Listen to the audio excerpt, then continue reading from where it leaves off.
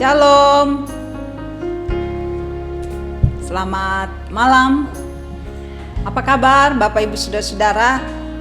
Kita jumpa lagi dalam renungan malam yang dipandu dari Jemaat Satria Kasih Klasis Makassar Timur. Hari ini Selasa tanggal 6 Oktober tahun 2020. Kita tentu tetap berada dalam keadaan yang baik. Marilah mempersiapkan hati dan pikiran kita untuk menyambut firman-Nya, firman yang akan memberikan kekuatan bagi kita sekalian. Karena itu, kita bersama-sama satu di dalam doa. Mari berdoa. Ya Allah, ya Tuhan kami, di hari yang Engkau nyatakan bagi kami telah menjalani semuanya, kami telah menghadapinya dengan baik. Dan di kesempatan ini, di malam yang Tuhan karuniakan, kami bersama-sama akan membaca dan merenungkan firman-Mu. Tolonglah kami Tuhan, biar firman yang kami baca dan renungkan mengambil bagian dalam hidup kami. Kuatkan kami, kiranya Roh Kudus memampukan kami untuk mengerti firman-Mu, sehingga firman ini menjadi pelita dalam hidup kami. Inilah kami anak-anak-Mu yang datang kepadamu, hanya di dalam nama Yesus kami berdoa. Amin. Saudara-saudara yang kekasih, kita akan membaca kitab Filipi. Pasalnya yang pertama ayat 21 sampai 22. Kitab yang cukup lazim bagi kita ya. Filipi pasal 1 ayatnya yang ke-21 sampai ayat yang ke-22 bagian A.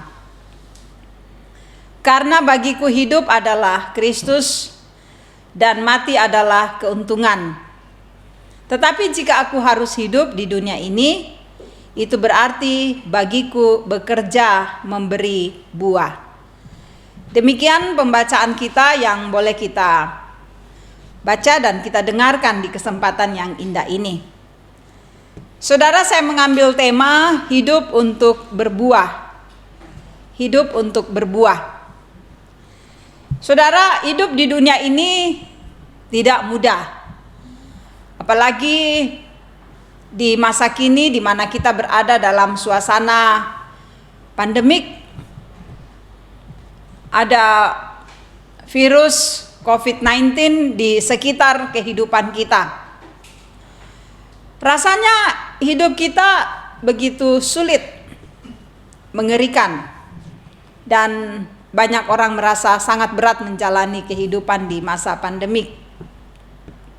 Bahkan saudara-saudara ada yang merasakan penderitaan, kepedihan yang dalam, sehingga ia berani mengakhiri hidupnya dengan melakukan hal yang tidaklah baik. Mengakhiri hidupnya dengan cara yang tidak benar, bunuh diri, gantung diri. Memilih kehidupan yang demikian baginya jauh lebih mudah dibandingkan mau berjuang untuk menjalani hidup. Nah, saudara-saudara, kalau ada pandangan seperti ini, menghadapi kehidupan dengan cara yang mudah, memilih untuk mati dengan cara yang gampang, ini pandangan yang keliru, sangat tragis ya. Sebenarnya anak-anak Tuhan tidaklah demikian. Kita belajar melihat bahwa hidup ini adalah anugerah dari Tuhan, pemberian Tuhan. Rasul Paulus kepada jemaat di Filipi, Paulus melihat kehidupan ini, memahami kehidupan ini, karena itu dia berani katakan, bagiku hidup adalah Kristus dan mati adalah keuntungan. Tapi jika aku harus hidup di dunia ini, itu berarti bagiku bekerja memberi buah. Dan lebih berguna lagi bagi Paulus adalah dia memilih hidup.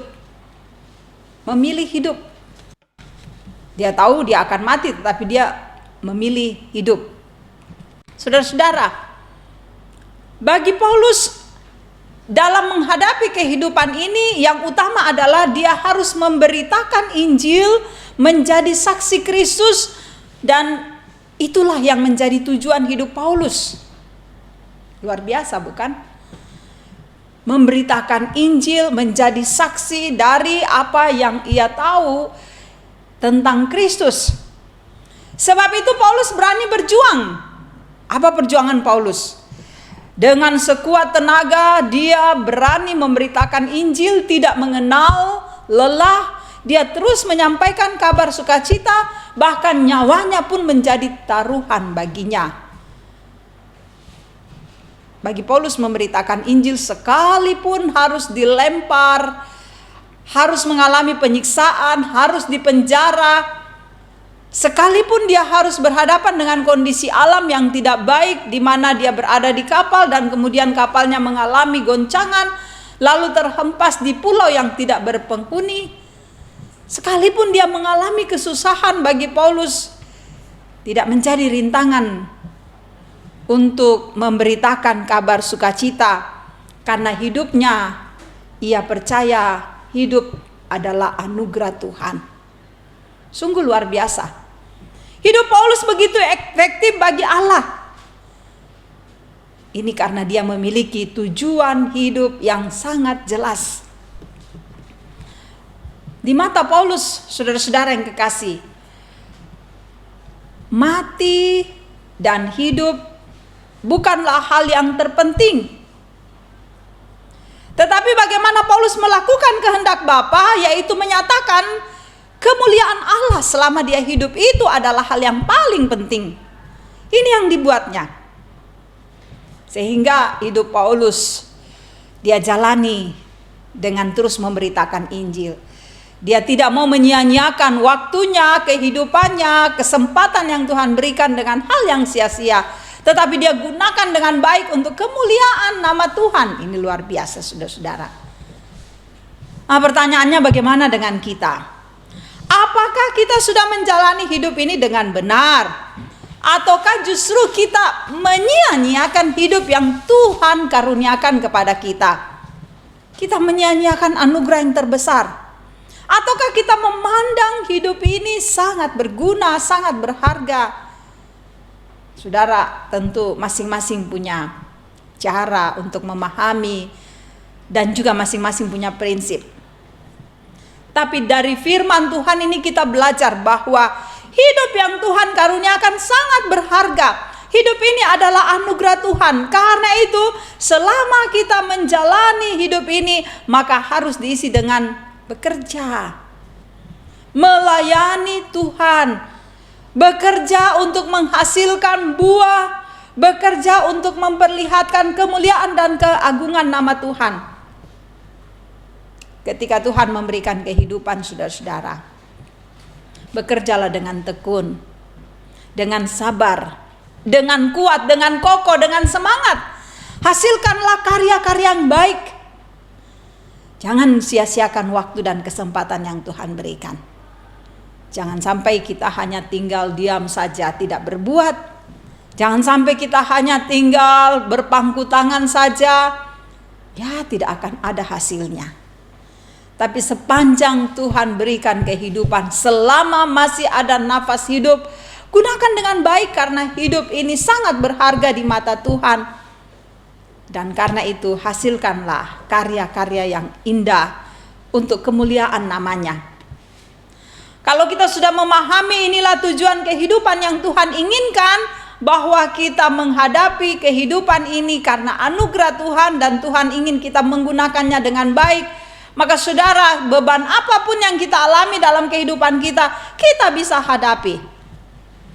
Karena kita tidak takut lagi, kita punya tujuan yang jelas kepada Bapa. Kita tahu hidup ini adalah anugerahnya, karena itu kita isi dengan melakukan yang Tuhan inginkan. Kita percaya bahwa Dia tidak membiarkan kita, karena itu kita akan teguh sekalipun dalam hidup kita ada beban-beban yang harus kita hadapi. Saya rindu kita semua, saudara-saudara, memahami hal ini, sehingga kita tidak menyia-nyiakan waktu yang Tuhan berikan, peluang yang Tuhan berikan, tetapi kita terus berkarya. Apapun yang engkau buat, hasilkanlah yang terbaik. Hasilkanlah buah-buah yang sesuai dengan kehendak Allah. Dan orang yang bisa menghasilkan buah-buah sesuai kehendak Allah, itu berarti dia tinggal dalam Tuhan, dia tinggal dalam kebenarannya. Jadi masih ada waktu, masih ada kesempatan. Ayo, hiduplah di dalam Tuhan. Nikmati anugerah Tuhan ini. Tinggallah di dalam Dia, hasilkanlah buah-buah yang baik, hasilkanlah buah yang berkenan bagi Tuhan, agungkanlah Dia. Maka hidupmu tidak sia-sia, tetapi hidupmu akan menjadi sukacita bagi Tuhan dan berkat bagi sesama. Tuhan dimuliakan. Amin. Saudara, kita bersama-sama menyanyikan pujian PKJ 248.